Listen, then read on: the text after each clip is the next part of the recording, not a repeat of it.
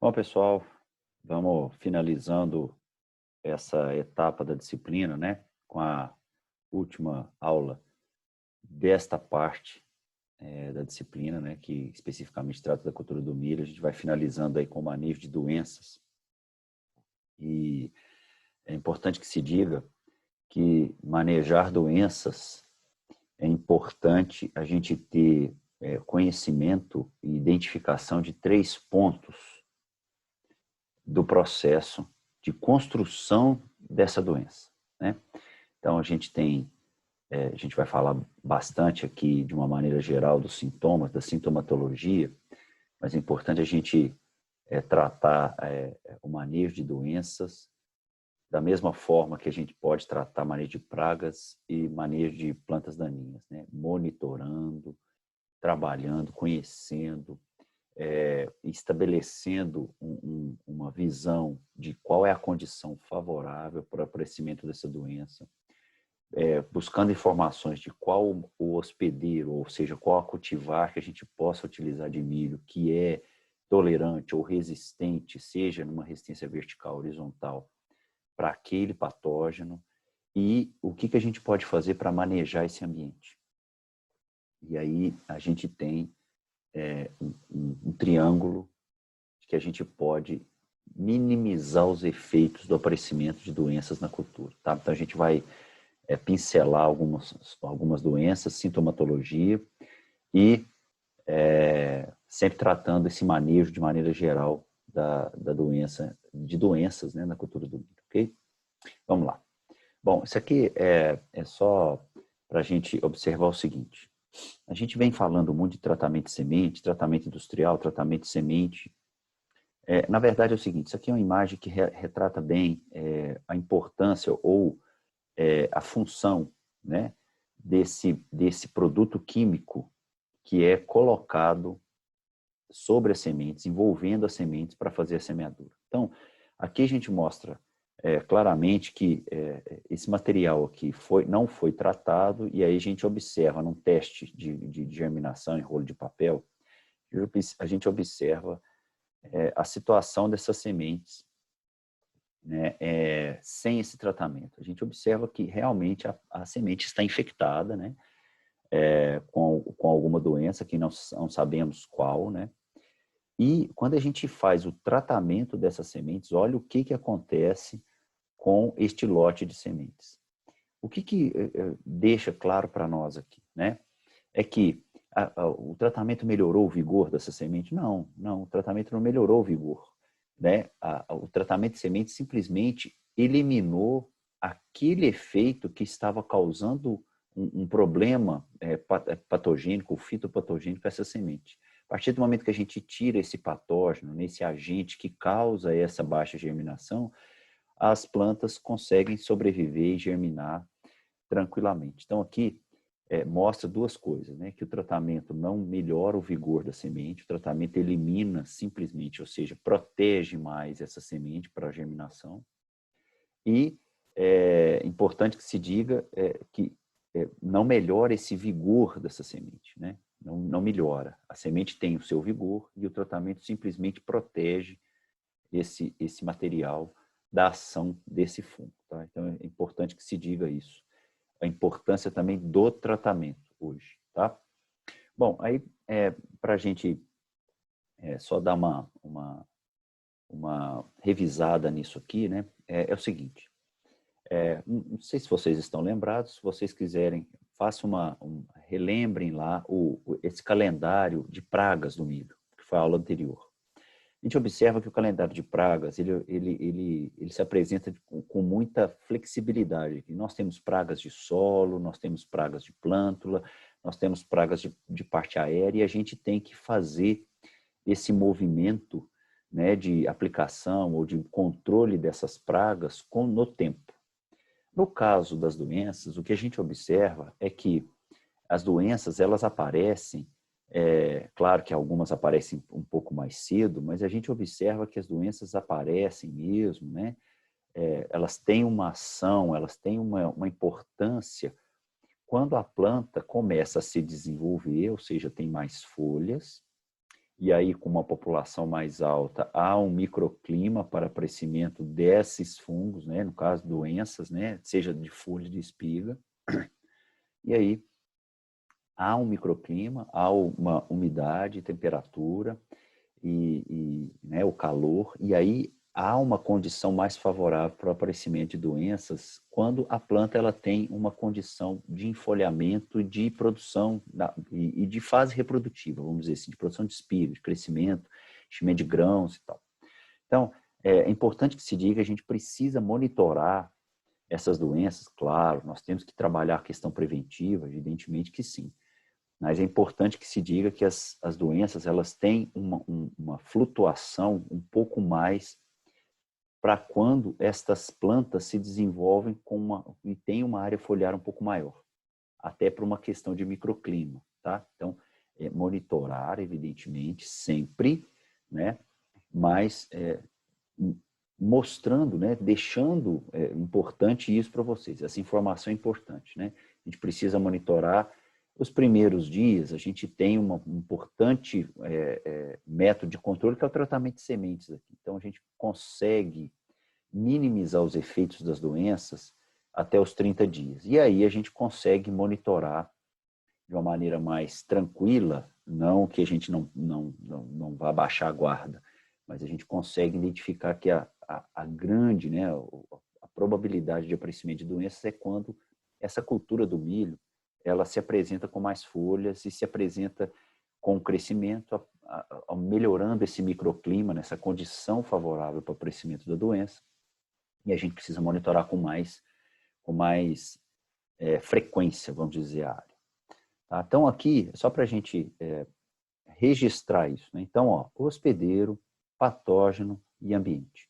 Se o hospedeiro é favorável, se o hospedeiro é aquele daquele patógeno, se existe o patógeno na área e o ambiente é favorável tanto para o hospedeiro quanto para o patógeno, a possibilidade, a probabilidade de aparecimento de doenças existe, acontece e vai aparecer. Então, o que a gente precisa? A gente precisa manejar esses 3 pontos desse triângulo.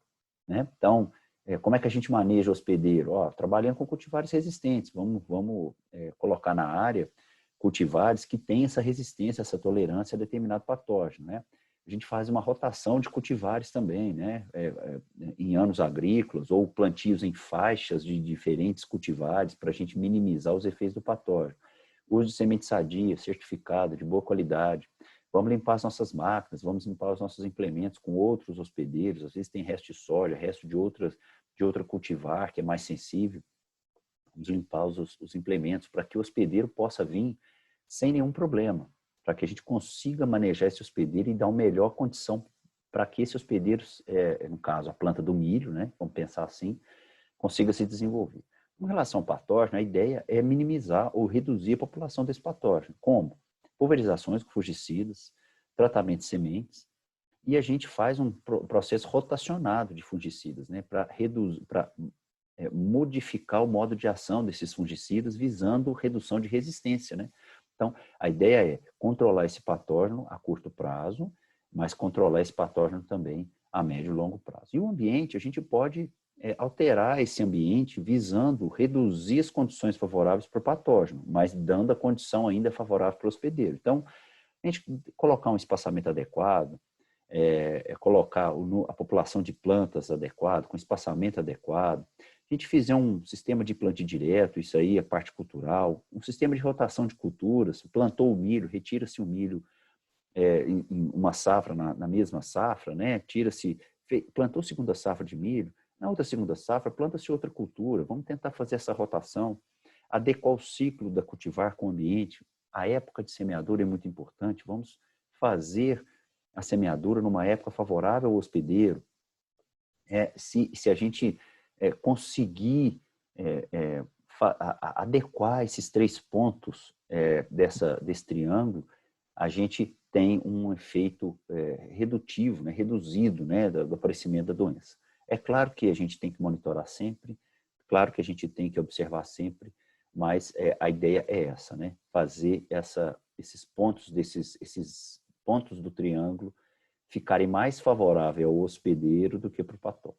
Então, As medidas de controle, falando de maneira geral, então, cultivares resistentes, realizar plantio em época adequada, evitar os períodos críticos para a cultura, coincida com condições ambientais favoráveis para o crescimento de doença, utilizar sementes sadias, de boa qualidade, utilizar o tratamento de sementes, rotação de culturas, né, com espécies não suscetíveis, rotação de cultivares, né, colocar na mesma área, né, cultivares diferentes para dar aquele aspecto de resistência horizontal, né? A gente pega cultivares com resistência vertical a determinados fungos e coloca aquela gama de cultivares, né? 2, 3, 4, numa mesma área, e a gente faz esse processo de resistência, colocando entre aspas horizontal, manejo adequado de lavoura, adubação equilibrada, população de plantas adequada, controle de pragas invasoras na época correta, enfim.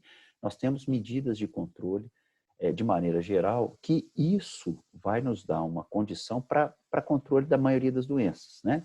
É claro que tem algumas mais específicas e a gente trata as especificidades de acordo com as doenças que aparecem, tá? Então vamos lá, vamos mostrando alguma sintomatologia, algumas doenças mais comuns na cultura do milho, né? Cercosporiose, que dá essa condição de uma sintomatologia em faixas, né? Começa nas faixas, né, entre as nervuras paralelas, e depois vai coalescendo para todas as áreas foliares, né, para toda a área foliar.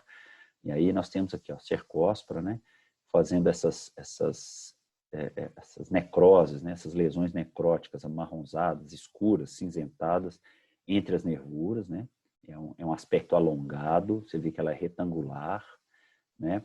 Aqui a gente mostra aqui os picnídeos, né, o fungo, né, os esporângios aqui desse fungo, né, e causando essa doença.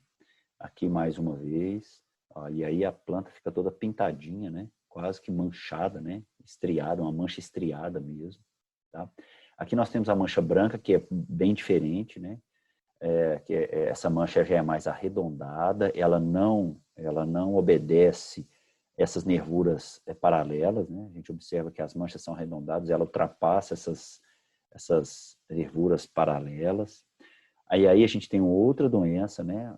A ferrugem políscera, da puccínia. A gente observa que é totalmente diferente das outras duas, né? Há uma pústula, né? Um material pulvurulento, né? Ou seja, ferruginoso, com aspecto alaranjado, característico de ferrugem mesmo, tá? E aí a gente tem a estrutura do esporângio liberando esporos, os esporos são bem arredondados, então você tem essa pústula ferruginosa, né? Os poros aqui, se passa a mão fica alaranjada, né? Parecendo um grão de pólen. Aqui nós temos a outra ferrugem, que dá mais em sorgo, mas pode acontecer em milho, né? Que é a Puccinia sorgi, foi identificada em sorgo, né? Que também é o mesmo aspecto de pústulas ferruginosas aqui, pulvurulentas, né? A partir do momento que esse esporângio ele está com o seu esporo maduro, ele libera esse esporo para o ambiente, aí vai contaminando as plantas que estão vizinhas, aqui, as pústulas. Nós temos aí a mintosporiose, diferente da cercóspora, né, diferente da mancha branca, diferente da ferrugem, que é uma mancha bem alongada, né, ela é larga e ela não obedece às nervuras paralelas. Tá? Então ela vai fazendo essas manchonas grandes aqui na folha, né? E coalescendo, a partir do momento que elas vão emendando aqui, a gente chama de coalescência, né? A folha fica toda podre, né? Toda necrosada, e a tendência é que a planta perca essa folha e pare de fazer fotossíntese porque ela está necrosada totalmente, tá? Tem outras manchas, né, que muito parecidas com a mancha de amitosporiose, que é a mancha de bipolares, que são manchas também alongadas, que não obedecem essas nervuras, né? A mancha mais clara, tá aqui, ó, aqui mostrando essas manchas mais arredondadas e vão coalescendo. Aqui a mancha de diplódia, antiga diplódia, mas hoje se chama stenocarpella, né, o gênero stenocarpella. O que diferencia muito essa mancha, que também é longa e não obedece à nervura, as nervuras paralelas, é o aparecimento, o início dos sintomas é um aparecimento de áreas, de uma mancha de anéis concêntricos, como se fosse alternária, né? E depois isso vai se estabelecendo e aumentando, alargando na folha. Aqui, ó, o início da lesão e depois ela vai, que lins da lesão, e depois essa folha vai, esse fungo, né, ele vai tomando conta da folha, né, até necrosar tudo. Aqui a estenocarpela na espiga, né, que pode acontecer grãos ardidos, né, a tolerância é de 6% para grãos ardidos, isso pode acontecer na espiga, olha aqui, estenocarpela maides, né, a espiga está com um micélio branco aqui, né, em volta, isso é típico de estenocarpela, do gênero estenocarpela, tá? Temos outra doença que é bem característica, que é a antracnose do milho, né, Coletótimo graminícola, e as lesões iniciam na nervura principal, com essas manchas mais alongadas na nervura principal, ó, aqui começam as manchas, e depois vai coalescendo, né, para os outros locais da folha. Tá? Mas a ideia, a sintomatologia é essa, início nas nervuras principais, diferente, por exemplo, de cercóspora, diferente de omintosporiose, diferente de mancha branca, né, bem nítido, bem fácil de identificar essa antracnose, né, que é da nervura principal, né, e depois ela vai estendendo para as demais nervuras. Tá? Aqui é a produção da espiga, né, a giberela, que é a fase sexuada do fusário, né, que dá essa mancha rosada na espiga. Aqui, ó, a gente pode observar manchas rosadas, de giberela, fusário, manchas esverdeadas, né, fungo verde ou penicílio, e a mancha branca de estenocarpela. Então, são os patógenos que podem acometer as espigas de milho, né, com tolerância. Lembrando que a gente tem, na hora de fazer a nossa colheita, lá na hora de fazer o beneficiamento, você tem que ter no máximo de 6% de tolerância de grãos ardidos, evidentemente. Bom, falamos um pouco de cultivares resistentes, né, manejo, rotação de culturas, falamos de ambiente, hospedeiro, patógeno. Aí a gente chega numa situação em que a gente precisa, dentro desse monitoramento, trabalhar com alguns produtos químicos para minimizar os efeitos das doenças, né? Então, aqui nós temos uma tabela falando dos produtos comerciais, né, que são registrados para a cultura do milho, produto comercial, os ingredientes ativos e as doses, né, em litros por hectare. Isso tá disponível no Agrofit do Ministério da Agricultura. É importante, tá lá essas informações. Nós temos para o tratamento de semente produto chamado Maxim, fluidioxonil e metalaxil, que é importante, pode ser utilizado, né, para controle das doenças no estágio inicial dessa plântula. Nós temos outro produto chamado Standard Top, que tem um controle de uma gama de hospedeiros, então tem a cauda, né, a dose aqui e as aplicações. Enfim, nós temos um portfólio extenso de fungicidas registrados, né, para controle de doenças na cultura do milho. Então, tem aqui, ó, mais produtos, né, nome comercial, princípio ativo, temos mais produtos aqui, enfim. Isso é uma fonte lá do mapa, né? Vários, nós temos portfólio. Então, a ideia é o seguinte, gente. Se nós temos um portfólio grande, né? Nós temos um portfólio considerável de fungicidas e com modos de ação diferentes, vamos tentar trabalhar de uma maneira mais flexível com a aplicação desses fungicidas, né? Evitar o uso constante de determinado princípio ativo por muito tempo. Então, é importante a gente trabalhar, mesmo o tratamento de semente, trabalhando com produtos diferentes, né, em safras diferentes, e trabalhando também na aplicação dos fungicidas foliares com produtos diferentes, com modos de ação diferentes. Não adianta também pegar o mesmo produto com um nome comum, do produto comercial, o nome é diferente, mas o princípio ativo é o mesmo, né? Como é o caso aqui, por exemplo, do princípio ativo, o tebuconazol, né? Nós temos Constante, Folicur, Ícaros, Eminent. Então, assim, não adianta. Nós temos que, no caso aqui, só Ícaros, Folicur e Constante. Não vou ter tetraconazol. Então, a gente observa que tem produtos comerciais com nomes diferentes, mas o princípio ativo é igual. Tem que prestar atenção nisso. É importante trabalhar com modos de ação e princípios ativos diferentes para reduzir resistência com o uso desses fungicidas. Quanto mais rotação de fungicidas a gente fizer, maior a possibilidade de a gente ter um controle mais efetivo por mais tempo, né? e reduzindo essa resistência dessas moléculas, né, do fungo a essas moléculas. Ok? Bom, época de aplicação. Então, qual que é a época mais crítica para manejo de doença de milho?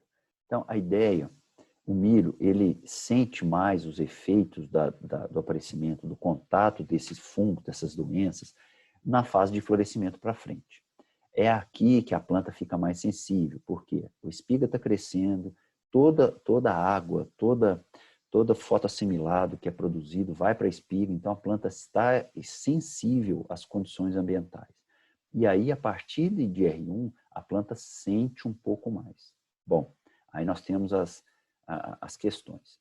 Se a gente fizer um tratamento de sementes, deixa eu ver se tem mais uma foto aqui. Se a gente fizer um tratamento de sementes aqui, a gente vai proteger essa planta por aí 30 dias, né? 25, 30 dias. Então, nós temos aí a planta em V3, V4, e aí a planta está toda descoberta.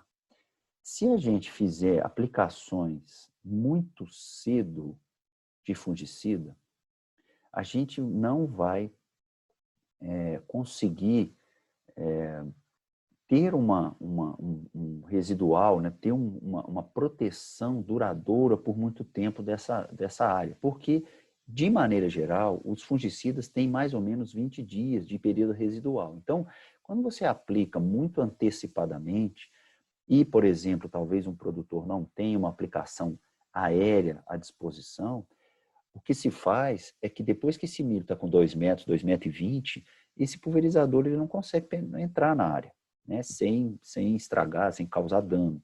Então, esta situação estratégica para controle de doenças em milho é importante. A gente sabe que essa fase aqui de R1 até R6 é uma fase complicada e a gente não pode permitir que esse fungo se estabeleça ou que tenha uma pressão muito grande de doença. A gente tem que começar lá atrás, tratamento de semente. Se for pensar antes de milho, deveria ser uma outra cultura, uma outra espécie com resistência a esses patógenos que garantisse uma redução desse inóculo no solo e na planta. Uso de sementes sadias, e aqui a gente começa a monitorar e fazer essas pulverizações no momento que aparece a doença. Qual que é o nível de controle de aparecimento de doença? Tem porcentagem? Não. Sintoma, apareceu, aplica. Sintomas, apareceu sintoma de doença, a recomendação é a aplicação de fungicidas, ok? Então, a gente pode fazer aqui, ó. Se a gente pensar em pulverizadores de arrasto, autopropelidos e no caso aqui, aérea, né? A gente pode fazer as aplicações com pulverizadores de arrasto que têm uma eficiência em plantas menores, evidentemente, tá? Com 70, 80 centímetros, mas quando ela cresce um pouco mais, aí não tem como, né? Nós temos que trabalhar com outro tipo de equipamento. Então, nós podemos trabalhar com os autopropelidos, né? Os pulverizadores mecanizados, né? E depois, lá na fase R1, na fase VT, onde começa a aparecer os sintomas mesmo, começa a ter uma pressão maior de doença, aí a gente precisa trabalhar com pulverização aérea. Então, a ideia é fazer as aplicações, aqui é uma sugestão, evidentemente, tá? Umas aplicações um pouquinho mais antecipadas, aqui tem tratamento de semente, né? Então, já fizemos um tratamento de semente aqui. Aqui a gente faz uma primeira aplicação de fungicida, depois em V12 uma segunda, e aí na fase de pendoamento uma terceira aqui para tentar, numa tentativa de garantir que essa planta, a partir de R1, ela não sinta os efeitos desse patógeno. Evidentemente, se a gente fizer uma situação dessa aqui, é claro que a gente tem uma eficiência, uma possibilidade, uma probabilidade de ter sucesso. Até porque a gente já tratou essa semente, a gente já reduziu esse inóculo, a gente já fez uma aplicação, né, em V4, V8, a planta está com pouca folha, a gente consegue abraçar e atingir esse alvo, que é a planta, protegendo essa planta de uma maneira geral, né, de maneira muito eficiente.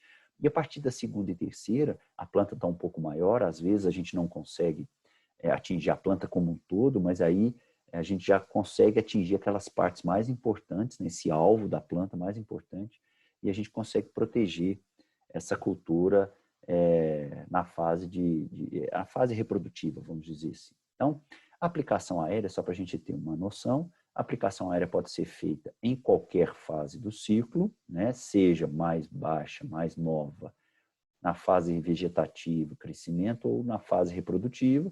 O autopropelido, né? Ele tem uma ação também em toda extensão. Toma cuidado só com essa questão de altura da planta, né? Que pode causar dano a essa cultura, né? Olha o tamanho aqui. E o pulverizador de arrasto realmente só nas fases iniciais, né? A planta não consegue,